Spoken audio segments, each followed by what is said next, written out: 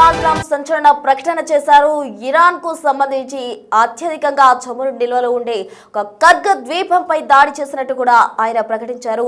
Present అదే oil ఎగుమతులకు సంబంధించి ప్రధాన నిల్వలు ఉండే ద్వీపంగా కూడా దాన్ని చెప్తుంటారు. అత్యంత శక్తివంతమైన బాంబులు వేశారంటూ కూడా ట్రంప్ చెప్తున్నారు. ఇంకా నాశనం చేస్తామని ట్రంప్ వార్నింగ్ ఇచ్చిన పరిస్థితి నెలకొందని చెప్పాలి. ఇరాన్ లో కోలుకోని దెబ్బలు ట్రంప్ కొట్టడం జరిగింది. కీలకమైన కర్గ్ ద్వీపంపై మిసైళ్ల దాడి చేశారు. ఆయిల్ ఎగుమతులకు ప్రధాన కేంద్రంగా ఉంది ఈ ద్వీపం. అయితే ఈ ద్వీపంలో ఆయిల్ మౌలిక వసతులపై దాడి చేశారు.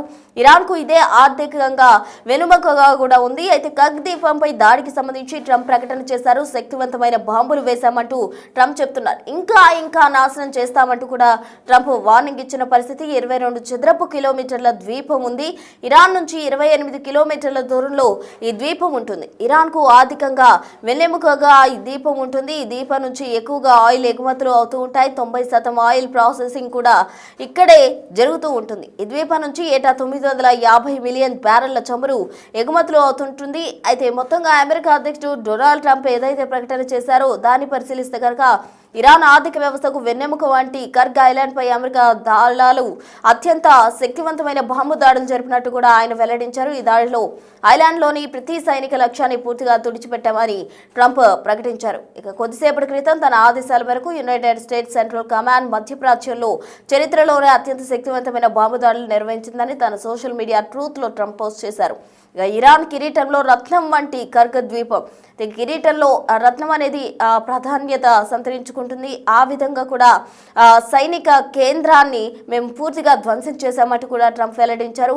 మొత్తంగా కర్గ్ ఐలాండ్ ఇరాన్ చమురు ఎగుమతులకు ప్రధాన కేంద్రంగా ఉంది. అయితే ప్రస్తుతానికి అక్కడ చమురు మౌలిక సదుపాయాలపై దాడులు చేయలేదని ట్రంప్ స్పష్టం చేశారు. మానవతా దృక్పథంతో చమురుకు సంబంధించిన కేంద్రాలను తుడిచిపెట్టకూడదని తను డెసిషన్ తీసుకున్నట్టు వెల్లడించారు. కానీ హర్ముజ్ జలసంధిలో కనుక నౌకలు రాకపోకలకు ఇరాన్ అడ్డు తగిలితే మాత్రం తదుపరి క్షణమే ఆ డెసిషన్ మార్చుకుంటా అని ఆయన కఠిన హెచ్చరిక అయితే జారీ చేశారు. మొత్తంగా ఇరాన్ వద్ద అగ్రరాజ్యాన్ని ఎదిరించే శక్తి లేదని ట్రంప్ ఎద్దేవా చేశారు. తమ ఆయుధులు ప్రపంచం ఇప్పటివరకు చూడని విధంగా అత్యంత శక్తివంతమైనవన్నారు. ఇరాన్ తనను తాను రక్షించుకోలేదన్నారు. ఆ దేశ సైన్యం ఉగ్రవాద పాలనలో ఉన్నవారు ఆయుధాలు పారేసి దేశాన్ని కాపాడుకోవడం మంచిదంటూ కూడా హెచ్చరికలు జారీ చేశారు. అలాగే ఇరాన్ ఎప్పటికీ అణుబాంబును తయారు చేయలేదని ఆయన పునరుద్ఘాటించారు. ఒకసారి అక్కడ ఏదైతే యుద్ధ ప్రభావానికి సంబంధించి కర్గ్ ద్వీపంపై ఏవైతే బాంబుల వర్షం కురిసిందో అది ఒకసారి చూద్దాం.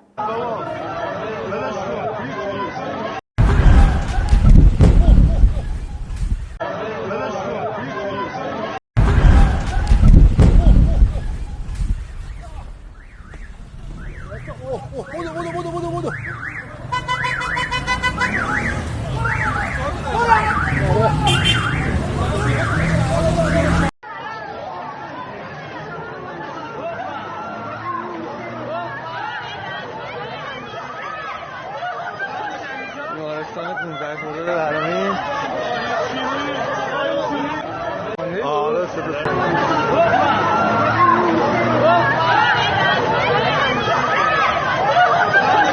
بیمارستان 15 خرداد العالمین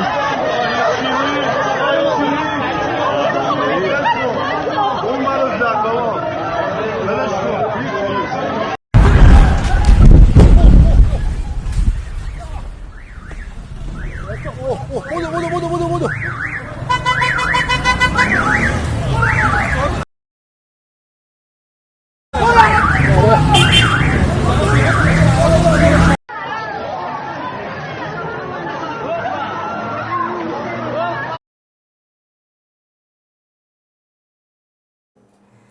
మొత్తంగా ఇరాన్ ను కోలుకోలేని దెబ్బ కొట్టిన ట్రంప్ సంచలన వార్నింగ్ అయితే ఇచ్చారు. ఆయిల్ ద్వీపం మటాష్ చేస్తామంటూ కూడా ఆయన వార్నింగ్ ఇచ్చిన పరిస్థితి. కీలకమైన కర్గ్ ద్వీపంపై మిసైళ్ల దాడి చేశారు. ఇంకా చమురు ఎగుమతులకు కేంద్రంగా ఉన్న ద్వీపంగా ఉంది కాబట్టి కర్గ్ ద్వీపం దానిపై దాడి చేశారు.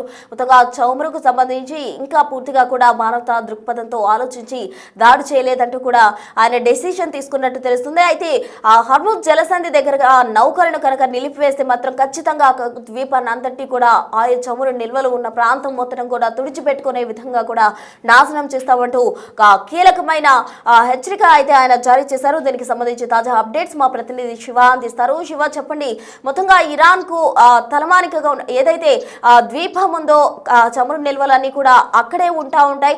అయితే అక్కడంతా ఆ ప్రాంతంలో కూడా ఎక్కువగా ఎగుమతులు జరుగుతూ ఉంటాయి. ఆ రవాణాకు సంబంధించి స్తంభించిపోయే సిచ్యువేషన్ ఉన్న నేపథ్యంలో ట్రంప్ అయితే దానిపై దాడి చేశారు. మరి ప్రజెంట్ అక్కడ తాజా సిచ్యువేషన్ ఏంటి? ఇరాన్ మరి హర్ముజ్ జలసంధి దగ్గర నౌకలను ఎలా చేస్తుందా లేకపోతే ఈ దాడితోటి ఇంకా ఇరాన్ తెగబడే అవకాశం ఉందంటారు? ప్రస్తుతం పశ్చిమాసియా దేశాల యుద్ధం అనేది ప్రపంచవ్యాప్తంగా ప్రభావం చూపిస్తోంది. ఆర్థికంగా కూడా అందరికి ఇబ్బందికర వాతావరణం ఏర్పడుతుంది. అయితే ఇప్పుడు ఇరాన్ ను అమెరికా అధ్యక్షుడు డొనాల్డ్ ట్రంప్ కోలుకోలని దెబ్బకొట్టారు. కీలకమైన కర్గ్ ద్వీపంపై మిసైళ్ల చేత దాడి చేయించారు. ఆయిల్ ఎగుమతులకు ఈ కర్గ్ ద్వీపం అనేది కేంద్రంగా ప్రధానంగా ఒక ఆదాయ వనరుగా కూడా ఇరాన్ కు ఉంటుంది. ఇది ద్వీపంలోని ఆయిల్ మౌలిక వసతులపై దాడి జరిగింది అనేది ప్రధానంగా ట్రంప్ చెప్తున్నారు. కానీ అక్కడ మొత్తం ఆయిల్ వ్యవస్థ అంతా కూడా ఆ కర్గ్ లో ఉన్న ఆయిల్ కి సంబంధించిన వ్యవస్థ అంతా కూడా దెబ్బతింది అనేది కూడా ప్రధానంగా ప్రచారం జరుగుతుంది. అంటే ఇరాన్ కు ఇదే ఆర్థిక వెన్నెముకగా ఉన్న నేపథ్యంలో ట్రంప్ దీన్ని ఎంచుకుని దాడి చేసినట్టు తెలుస్తుంది. అంటే యుద్ధం ప్రారంభమైనప్పటి నుంచి కూడా దానిపై దాడి చేయాలనేది ప్రధానంగా ట్రంప్ భావించారు. దాని మీద ఈ కర్గ్ ద్వీపం మీద శక్తివంతమైన బాంబులు వేశామంటూ కూడా ట్రంప్ చెప్తూనే ఇంకా సర్వనాశనం చేస్తామంటూ కూడా ఆయన వార్నింగ్ ఇచ్చారు. అది కర్గ్ ద్వీపం అనేది దాదాపు 22 చదరపు కిలోమీటర్లలో ఉంటుంది. ఇరాన్ నుంచి 28 కిలోమీటర్ల దూరంలోనే ఈ ద్వీపం అనేది అతి సమీపంలోనే ఉంటుంది. ఇక ఇరాన్ కు ఆర్థికంగా వెన్నెముకగా ఉన్న ఈ ద్వీపం ఇప్పుడు దాదాపు 90% ఆయిల్ ప్రాసెస్ అనేది అక్కడే జరుగుతుంది. దాని నుంచి ఆ ద్వీపం నుంచి ప్రతి సంవత్సరం కూడా సంవత్సరానికి 950 మిలియన్ బ్యారెళ్ల చమురు అనేది ఆ కర్గ్ ద్వీపం నుంచే ఎగుమతి అవుతూ ఉంటుంది. అయితే ప్రధానంగా దీంతో చమురు దీవిలో ఇరాన్ కు ఏడాదికి $78 బిలియన్ వరకు లభిస్తోంది అనేది కూడా ప్రధానంగా చెప్తున్నారు. అందుకనే యుఎస్ ఇజ్రాయెల్ పై ధీటుగా ఇరాన్ ప్రతిదాడులు చేస్తుంది. అంటే యుద్ధానికి ముందు కూడా కావాల్సిన ఆదాయ వనరులు సమకూర్చుకునేందుకు అక్కడ చమురుకు సంబంధించి కూడా ఎక్కువగా ప్రాసెసింగ్ చేయడం, దాన్ని ఎగుమతులు చేయడం అనేది చేసింది. దాని నుంచి వచ్చిన ఆదాయం ద్వారానే కావాల్సిన యుద్ధ సామాగ్రికి సంబంధించి కానీ ఇతరతర అవసరాలకు ఆ డబ్బును వినియోగించారు. అందుకనే ఎంత ధీటుగా యుద్ధం చేస్తుంది అనేది ప్రధానంగా అంతర్జాతీయ నిపుణులు చెబుతున్నారు. ఎక్కడ కూడా వెనుకడుగు వేయకుండా ఇజ్రాయెల్ అలాగే అమెరికాపై దాడులు చేస్తూ వస్తుంది అనేది కూడా నిపుణులు అలాగే దేశానికి సంబంధించిన ఇరాన్ సంబంధించిన దేశ కీలక నేతలందరూ కూడా చెప్తున్నారు. అంటే ఈ ద్వీపానికి అంత ప్రాధాన్యత ఏంటి అని దానిపై కూడా అందరూ చర్చించుకుంటూ ఉన్నారు. మొత్తం ఇది 90% వాటా అంతా కూడా అక్కడ నుంచే ఈ నిధులు అనేవి వస్తూ ఉంటాయి. అంటే 2024లో ఈ ద్వీపం నుంచి చమురు ఎగుమతుల ద్వారా ఇరాన్ $78 బిలియన్ కూడబెట్టింది, ఆర్జించింది. దీన్ని బట్టి ఇరాన్ ఆర్థిక వ్యవస్థ నడవాలంటే ఇక్కడ చమురు ఎగుమతులు కీలకమన్న విషయం కూడా అర్థమవుతోంది. అంటే కర్గ్ లోని లోడింగ్ టెర్మినల్ రోజుకు 7 మిలియన్ బ్యారెళ్ల చమురును హ్యాండిల్ చేయగలవనేది కూడా ప్రధానంగా అక్కడున్న తాజా సమాచారాన్ని బట్టి అర్థమవుతుంది. ఇక పశ్చిమాసియాలో ఉద్రిక్తతలు మొదలు కావడానికి ముందు రోజు నుంచి కూడా 1.5 మిలియన్ల బ్యారెళ్ల చమురును ఎగుమతి చేసేది ఇరాన్. అయితే ఘర్షణలు మొదలైన తర్వాత ఈ ఎగుమతులను 4 మిలియన్ బ్యారెళ్లకు పెంచింది. అంటే యుద్ధానికి అవసరమైన నిధుల కోసమే ఇలా చేసినట్లు విశ్లేషకులు చెబుతున్నారు. ఇక కర్గ్ లో ఉత్పత్తి అవుతున్న చమురు ఎగుమతితో ఆర్థికంగా ఇరాన్ బలోపేతం అవుతుంది. దీర్ఘకాలంలో దెబ్బతీయలేమంటూ కూడా ట్రంప్ గ్రహించారు గతంలోనే. ఈ నేపథ్యంలోనే అసలు ఎలా దాడి చేయాలి, ఏ విధంగా దాడి చేస్తే వారు వెనుకడుగు వేస్తారు, ముందు ఆర్థిక మూలాలపై దెబ్బ కొట్టాలనేది కూడా ట్రంప్ వ్యూహాత్మకంగా వ్యవహరించారు. యుద్ధం మొదలైనప్పటి నుంచి కూడా ఈ ప్రధాన ఆదాయ వనరు ఉన్న ఈ కర్గ్ ద్వీపం మీద దాడి చేయాలనేది కూడా ట్రంప్ భావించారు. దానిలో భాగంగానే ఇప్పుడు దానిపై దాడి చేయడం ద్వారా ఒకవేళ అదంతా కూడా కొలాప్స్ అయితే మాత్రం ఆర్థికంగా ఇరాన్ ఇంకా మరింత నష్టాన్ని చవిచూడాల్సిన పరిస్థితి వస్తుంది. ఇప్పటికే ఆర్థికంగా చాలా వరకు నష్టపోయింది ఈ అమెరికా ఇజ్రాయెల్ దాడుల వల్ల. ఇప్పుడు ఈ కర్గ్ ద్వీపం కూడా ధ్వంసమైతే కనుక మరింత ఆర్థికంగా పెనుభారం అయితే ఇరాన్ పై పడబోతోంది. కానీ ట్రంప్ అలాగే ఇజ్రాయెల్ ఇద్దరు కూడా దాడులు చేస్తూ ఇరాన్ వణికిస్తున్నారు. ఎట్ ద సేమ్ టైం వీరు కూడా ఇరాన్ కూడా ఎక్కడ వెనకడుగు వేయడం లేదు. వెనకడుగు వేయకుండా దాడులు చేస్తుంది. వారు యుద్ధానికి ముందు అన్ని ఆదాయ వనరులను సమకూర్చుకొని యుద్ధం చేస్తుంది అనేది కూడా నిపుణులు అయితే చెప్తున్నారు. ఇక ప్రజెంట్ సిచ్యువేషన్ చూసుకుంటే ఆ కర్గ్ ద్వీపం కనుక నిజంగానే నాశనం అయితే మాత్రం ఇరాన్ కు మరిన్ని ఇబ్బందులు అయితే తప్పవు. కానీ యుద్ధం ఆపేందుకు కూడా ప్రయత్నాలు జరుగుతున్నాయని ప్రచారం జరుగుతోంది. దానిలో భాగంగానే ఇరాన్ అధ్యక్షుడు మసౌద్ పెజిష్కియాన్ కూడా ఒక ట్వీట్ చేశారు. ఒక 3 కండిషన్స్ పెట్టి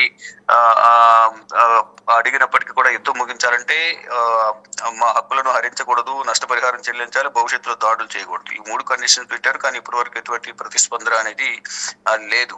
ఇటు ట్రంప్ మాత్రం వాళ్ళు కాలబేరానికి వస్తున్నారు యుద్ధం ఆపడానికి అనేది ట్రంప్ చెప్తున్నారు. ఏమంటే ఎటువంటి ఒప్పందాలు ఉండవు, బేషరతుగా లొంగిపోవాల్సింది అనేది ట్రంప్ కండిషన్స్ పెడుతున్నారు. కానీ దానికి ఆ విధంగా ఒప్పుకుంటారా లేదని చూడాల్సి ఉంది. కానీ ఇప్పుడు మాత్రం 28వ తేదీన మొదలైన యుద్ధం అనేది ఇప్పుడు మళ్ళా 15వ రోజుకు చేరుకుంది. 15 రోజు కూడా ప్రతిదాడులతో మాత్రం తీవ్ర ఇబ్బందులు ఎదుర్కొంటున్నారు అక్కడ ఉన్న ప్రజలందరూ కూడా. కానీ ఆర్థిక మూలాలపై దెబ్బ కొట్టుకుంటున్నారు. ప్రతి ఒక్కరు కూడా ఆర్థిక మూలాలపై దెబ్బ కొట్టుకుంటున్నారు. అట్ ద సేమ్ టైం అక్కడున్న సామాన్య ప్రజలు కూడా ప్రాణాలు కోల్పోతున్న పరిస్థితి కనిపిస్తుంది. ప్రజెంట్ సిచ్యువేషన్ చూసుకుంటే కనుక ఇరాన్ కు సంబంధించిన ఈ కర్గ్ ద్వీపంపై దాడి జరిగింది వాస్తవమే అయితే కనుక ఇరాన్ కూడా అధికారికంగా ప్రకటించాల్సి ఉంది. ఎంతవరకు నష్టం జరిగింది, ట్రంప్ చెప్పేది నిజమా కాదనేది అధికారికంగా ఇరాన్ స్పష్టం చేయాల్సి ఉంటుంది. ఒకవేళ స్పష్టం చేస్తే మాత్రం ఆర్థికంగా చాలా వరకు ఇరాన్ కు నష్టం జరిగినట్లే భావించాల్సి ఉంటుంది.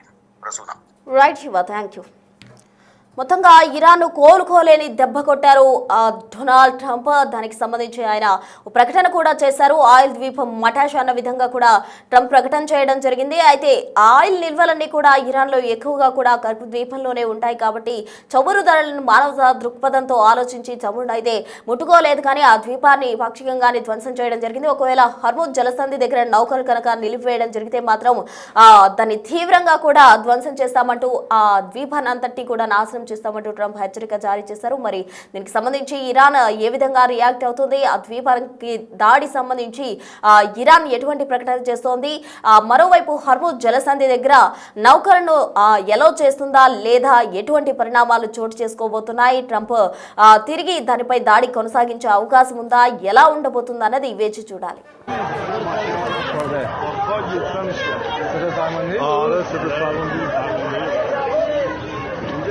شهر روزی 7 سالگی